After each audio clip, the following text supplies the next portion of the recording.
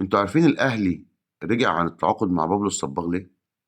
بعيدًا عن إن هو ما عرفوش يطلعوا له باسبور محلي، باسبور فلسطيني عشان يبقى يتقال لعيب محلي بعيدًا عن دي. قال لك إيه بقى؟ أصل بابلو الصباغ إصاباته كتير، تمام، انتقالاته كتير بين الأندية، تمام. اللقطة السبب الأهم بقى اللي خلّاني بجد قال لك ده زي شيكوبانزا. إيه ده؟ يعني إيه؟ والله لفظًا كده اتقال من جوّه الأهلي، حد من جوّه النادي الأهلي قال لي: "يا عم ده عامل زي شيكوبانزا بالضبط." إيه ده يعني إيه عامل زي شيكوبانزا بالضبط؟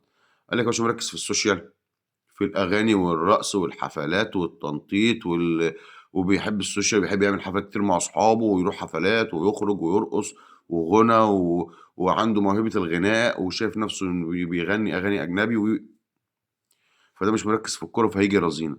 إحنا مش عايزين شيكوبانزا عندنا." يعني الأهلي ما رضيش يجيب بابلو الصباغ لمّا شاف شبح شيكوبانزا موجود عليه.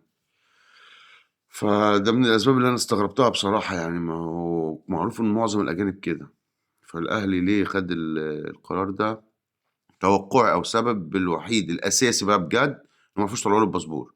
موضوع بقى إن هو ما بيعرفش يغني، إن هو بيغني ومش مركّز في الكورة والسوشيال والكلام ده، ما أعتقدش إن ده السبب الأساسي، بس أحد الأسباب اللي إدارة الأهلي تراجعت عنها، بالإضافة طبعًا للطلبات المالية العالية منّه ومن النادي بتاعه.